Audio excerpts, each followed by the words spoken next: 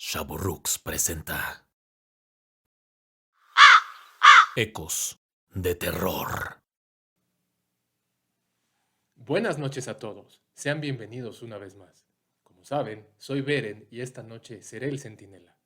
Comienza el mes de octubre y en Ecos de Terror también empezaremos con un tono un poco más escalofriante. Sí, Ivonne, ya voy, dame un segundo.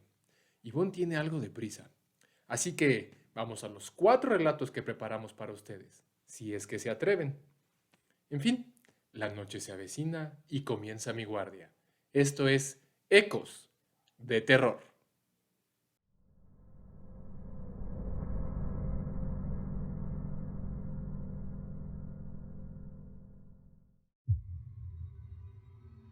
Hace un par de meses una amiga y yo salíamos de una fiesta a la que nos invitaron.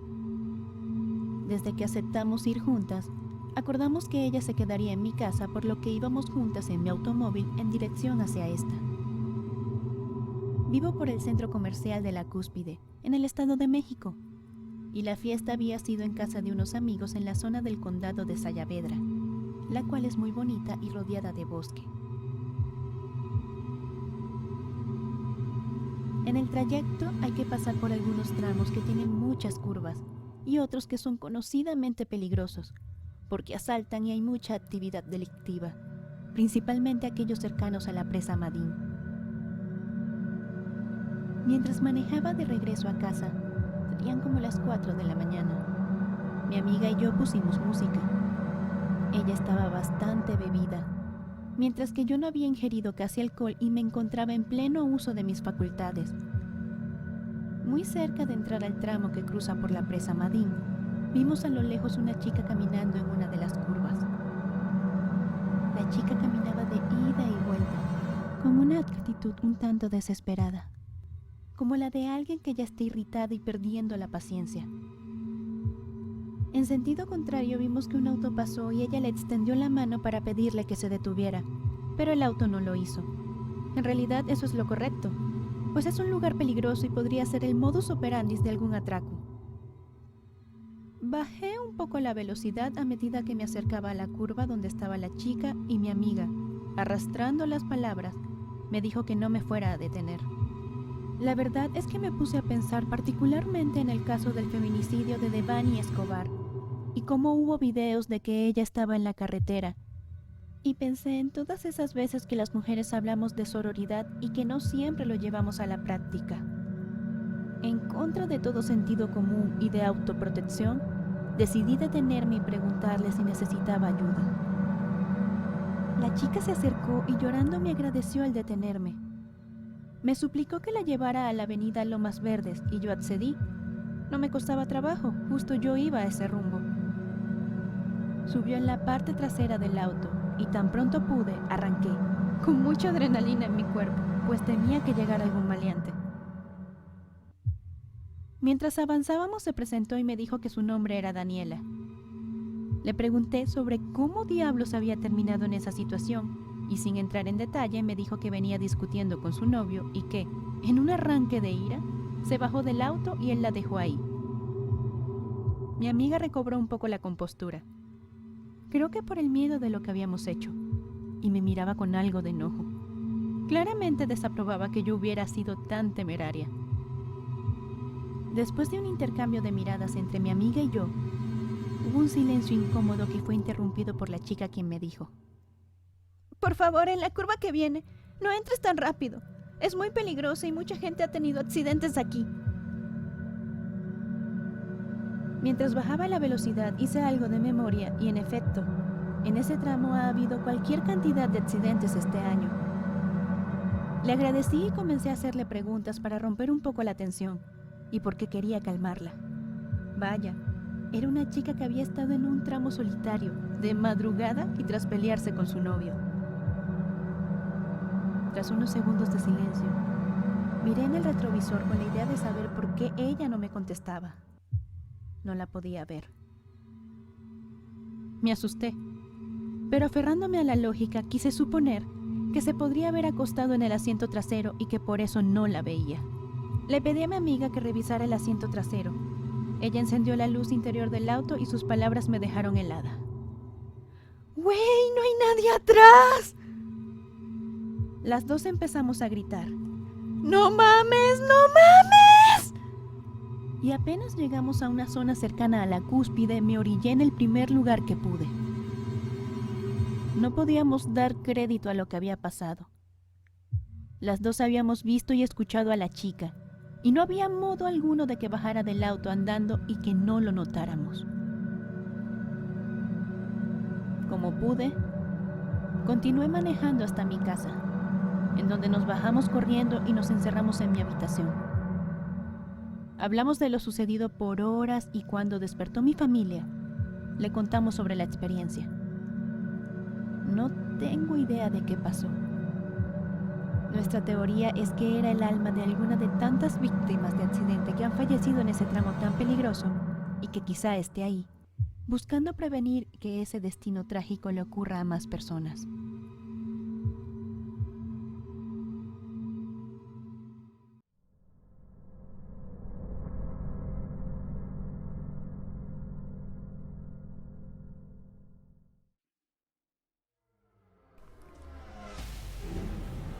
Hay cosas en la vida que te asustan aun cuando tengas explicaciones para ello.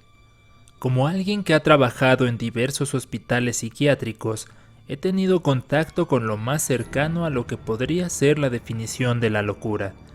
Y no me refiero a un término despectivo para referirme a las personas que padecen enfermedades mentales, no, sino a lo que mi propia mente ha tenido que conciliar en relación con lo que he visto y he escuchado en esos lugares. En los años en los que esto ocurrió, yo era responsable de varios pacientes conflictivos. Por mi estatura y complexión, parecía algo sensato, pues en caso de que se requiriese usar la fuerza, no estaba en una situación de desventaja clara, aunque se sorprenderían de lo que un paciente psiquiátrico es capaz de hacer. Había un paciente que era especialmente aterrador, Toñito. Él era absolutamente impredecible. Por un instante parecía catatónico para luego forcejear como si contara con la energía de 3 hombres. A veces permanecía en silencio por días y en otras ocasiones no dejaba de hablar y de hablar. Sobra decir que nadie quería atenderlo y que era de los pacientes más peligrosos que he conocido. Conmigo tenía cierto respeto, porque yo siempre procuré ser amable y cordial con él, a pesar de que frecuentemente se le botaba el breaker. Muchas veces lo que yo hacía para tenerlo relativamente calmado era escuchar sus interminables historias cuando estaba en su etapa de hablar sin parar. Fue en uno de estos episodios en el que Toñito me contó su historia de cómo había llegado ahí. Él contaba que vivía con su madre y un hermano menor. La pasaban muy mal y los echaban de cualquier lugar al que llegaban porque no tenían un ingreso fijo. Su mamá conoció a un hombre que decidió llevarla a ella y a sus hijos, Toñito y su hermano, a vivir con él. La casa en la que vivía este hombre era muy fría y oscura.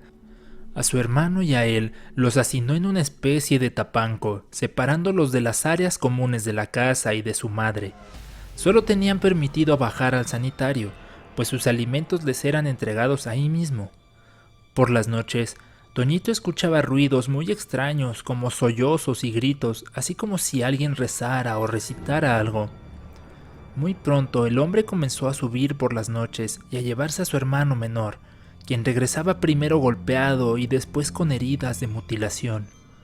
Cuando Toñito me contó esto, asumí que se trataba de una triste historia más de abuso sexual en menores y que quizá eso es lo que había causado los problemas que él tenía. Me quedé muy corto. Como si leyera mi mente, Toñito me dijo que probablemente pensaba que el hombre que los llevó a vivir ahí abusaba de su hermano, pero que no era así. El propio Toñito había pensado eso y por más que trataba de sacar la información a su hermano menor, no lo lograba. De la forma más tétrica posible, fue que Toñito supo qué es lo que realmente estaba pasando. Una noche, su hermano simplemente ya no regresó. Para ese punto ni él ni Toñito tenían permitido salir por ningún motivo del tapanco. Sus necesidades las hacían en un rincón de este, y así como les subían los alimentos, periódicamente recogían sus desechos. Pero cuando su hermano no volvió, Toñito sabía que él era el siguiente. La noche en que el padrastro fue por Toñito, este intentó resistirse, pero lo golpearon tan duro que no le quedó más que ir con él. Dice que alcanzó a ver a su madre llorando, con la cara completamente llena de cicatrices y moretones. El hombre lo metió en un cuarto y cerró la puerta por dentro.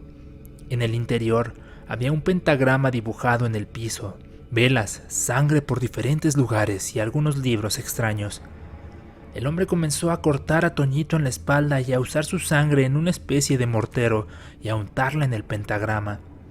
Toñito dice haberse desmayado entre el miedo y el dolor de los fuertes golpes que le habían dado y los cortes que hicieron en su espalda. Cuando recobró la conciencia, dice haber visto al padrastro, pero que ya no era igual. Tenía ojos rojos, colmillos alargados y cuernos que salían de la frente y hablaba en un idioma extraño con una voz aterradora. Toñito volvió a desmayarse y recuperó el conocimiento mientras el hombre lo arrastraba por el piso camino al tapanco. Con la adrenalina a tope, dice haberse soltado, empujado al hombre que cayó y se golpeó la cabeza, mientras él salió de la casa y corrió en la primera dirección que pudo. A partir de ahí, Toñito siempre vivió en la calle, hasta que en algún momento lo levantaron y acabó internado en el psiquiátrico. Él decía que lo habían usado para llamar al diablo, y por eso vivía aterrado y tenía ese comportamiento tan extraño, mismo que él justificaba argumentando que podía ver al diablo rondando cerca. Si bien, interesado por la historia, no podía darle demasiada importancia, pues como enfermero no me debo involucrar con las historias de los pacientes, admito que sí hice una breve investigación, y cuando menos en su expediente sí venía el registro de que lo encontraron desorientado en la calle. En toda posibilidad, Toñito había sufrido de algún delirio o alucinación. Sin embargo, si lo que llevó a Toñito a desquiciarse fue en efecto las consecuencias del abuso de su padrastro, es una historia triste por sí misma. Si además hubiese algo de cierto en lo que relata de los rituales satánicos, sería no solo una tragedia, sino algo que, como hasta la fecha, me genera un miedo especial tan solo de recordarlo.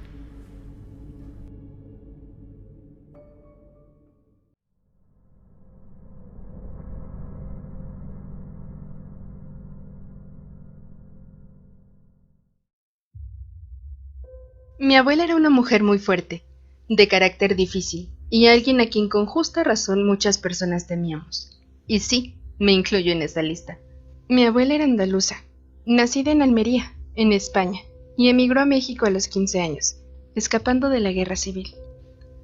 Ella decía que no había lugar para los gitanos con los franquistas, porque en efecto, la familia de mi abuela era de origen gitano. El nombre de mi abuela era Amira Montes. Como siempre le gustaba explicar, especialmente a mi madre y a mis tías, el apellido original era Muntenau, pues el origen de la familia de su padre era rumano, y que para mezclarse con la gente y evitar ser señalados más de lo usual, se acabó deformando en Montes. Mi abuela siempre decía que su familia estaba acostumbrada a escapar de la persecución, que eran zancajosos, por naturaleza. Una palabra que aún se usa mucho en mi familia para referirse a quienes se la pasan viajando. Pero más allá de esta historia pintoresca sobre ella, lo que más puedo resaltar era su naturaleza vengativa y propensa al resentimiento. Tenía muy mal genio, y todavía en mi infancia recuerdo algún regaño por no hacer algo particularmente bien y escuchar «¡Ah, que está pollardá!» y otras frases en español andaluz que era muy de ella. Contaba que había aprendido de su madre lo necesario para protegerse a ella y a la familia. Siempre le explicó a mi madre y a mis tías, así como a todos sus nietos, que los ancestros nos cuidaban después de la muerte. De hecho, cuando juraba y prometía algo, siempre decía, «por nuestro muerto». Mi mamá cuenta que por razones misteriosas, las personas que llegaban a irritar a mi abuela sufrían percances o enfermedades inexplicables. Por ejemplo, una mujer que según mi abuela le coqueteaba a mi abuelo, tuvo un accidente de cocina en el que se quemó parte del rostro. Mi abuela solo decía, «de esa ya me encargué para que respete».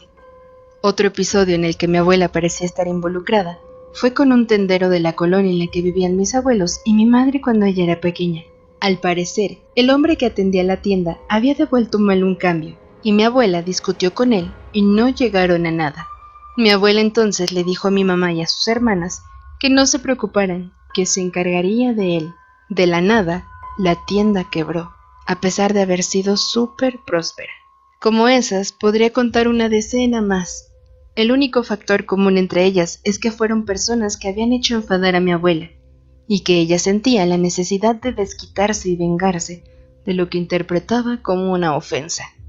Sin embargo, la que más nos marcó en la familia, y de la cual hablábamos poco pues nos afectaba y avergonzaba, fue lo que le hizo a uno de mis tíos. Una de las hermanas menores de mi madre se casó con un hombre llamado Patricio. El tío Pato, como le llamábamos de cariño muchas personas. El tío Pato era una persona excesivamente carismática y sociable. En público siempre destacaba y era de esos individuos que sí o sí te caen bien. Tristemente, el tío Pato era demasiado sociable, sobre todo con las mujeres, y mi tía no tardó mucho en descubrirle varias aventuras extramaritales. Esto la llevó al divorcio y a una profunda depresión. Mi abuela sin ningún tapujo le dijo que ella se encargaría del tío Pato y que se aseguraría, textualmente, de que no volvería a andar de picaflor.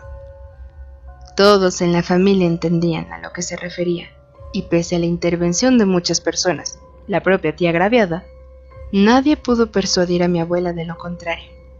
Tan solo unos meses después del divorcio, supimos que al tío Pato le encontraron cáncer en su órgano reproductor, mismo que le fue amputado, y el poco tiempo que vivió después de eso, la pasó muy mal, usando una sonda y con mucho dolor. Esa era mi abuela. No me queda la menor duda de que nos amaba y podía ser muy dulce en muchos casos. No podría decir si era una buena o una mala persona. Vaya, ni siquiera puedo asegurar que lo que sucedía realmente tuviera que ver con ella. Quizá solo era coincidencia. O quizá mi abuela sabía cosas que le permitían hacerle daño a la gente que ella creía así se lo merecía.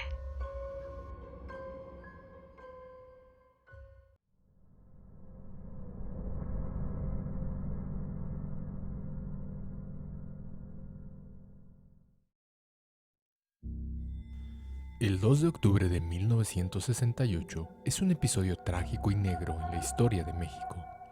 En la ahora infame Plaza de las Tres Culturas, un mitin estudiantil se convirtió en uno de los ejemplos de autoritarismo y abuso de poder militar y del Estado que más hirió a nuestra sociedad. Una edificación, obra del arquitecto Mario Pani, es un elemento central de ese trágico día, el edificio Chihuahua. Mis abuelos y mi padre vivían en el edificio Chihuahua cuando el infame Batallón Olimpia fue usado como grupo de choque para atacar y masacrar estudiantes en Tlatelolco. El episodio en sí mismo funciona perfectamente como una historia de verdadero terror. Terror que mi padre y mis abuelos lograron transmitir en mí y en mis hermanos, cuando recontaban el pánico de escuchar los disparos, los gritos y los silencios súbitos después de los gritos. Pero la historia que quiero compartir no es esta per se, sino lo que la gente experimentó después de estos sucesos.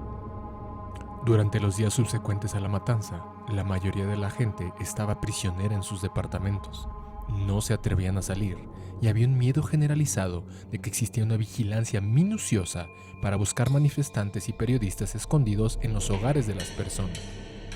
El miedo era justificado, pues en efecto, había personas escondidas y había una vigilancia y cacería activa. Pero eventualmente esto terminó y la vida debía continuar. Al principio, el único que salía era mi abuelo, esencialmente para trabajar y llevar víveres. Mi abuelo era una buena persona y ayudó a tantas otras que estaban aún en shock y no tenían el valor que él sí tenía. Mi papá, por supuesto, tenía prohibido asomar siquiera la nariz. El clima se fue relajando y las cosas comenzaron a regresar a la normalidad.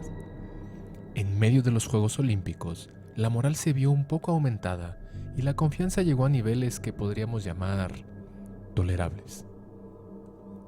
Es en este punto en el que mi papá cuenta que él y otros niños salían en grupo a explorar el edificio y también los alrededores, en contra de las instrucciones de sus padres. Intercambiaban historias de lo que habían visto y de lo que escuchaban. Mi papá en particular tenía la orden explícita por parte de mi abuela de que si veían algún estudiante o manifestante, se alejaran de ahí rápidamente y regresara directo al departamento. En una de tantas exploraciones, mi papá y otro amigo suyo se toparon en las escaleras con un muchacho. Este estaba sentado en un escalón, miraba hacia el piso con una expresión triste. Los niños, asustados, corrieron en dirección opuesta por unos metros, pero la curiosidad les ganó y sigilosamente volvieron a asomarse a la escalera, solo para notar que no había nadie. Este tipo de experiencias volvieron a ser vividas por otros inquilinos, no solo niños, sino también adultos. Parecía como si en los pasillos, en las escaleras y en las terrazas deambularan los espíritus de algunas de las víctimas. La voz empezó a correrse y también se empezó a generar un pánico colectivo. Pero quizá lo más escalofriante que sucedió fue experimentado por mi abuelo. Cuando regresaba de trabajar, cruzaba uno de los pasillos, de esos famosos que tienen el mosaico veneciano tan conocido en ese edificio. Primero escuchaba gritos que resonaban con el eco. ¡No! ¡No, por favor! ¡No! Desconcertado y asustado, avanzó rápidamente, solo para sentir que lo tomaban de una mano y lo ponían contra el muro mientras le susurraban al oído. Así me mataron a mí. Mi abuelo sintió cómo lo soltaban y se vio solo en el hogar, sin que hubiera la mínima posibilidad de que una persona viva pudiera moverse sin que él escuchara al menos sus pasos y viéndolo a la distancia. Los demás vecinos contaban experiencias similares y de todo tipo.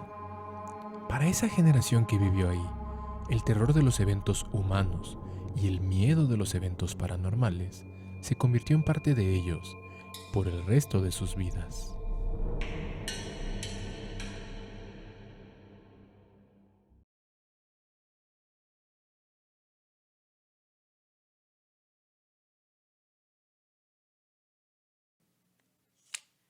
Qué bueno que llegaron al final del recorrido. Como recompensa, quisiera compartir con ustedes una frase del maestro del terror, Stephen King. Los monstruos son reales, los fantasmas también, viven dentro de nosotros y a veces ellos ganan. Profunda, ¿no? Pero bueno, les agradeceremos como siempre que den like a nuestro contenido, que lo compartan y se suscriban si es que no lo han hecho. Nos vemos la próxima semana. Cuídense.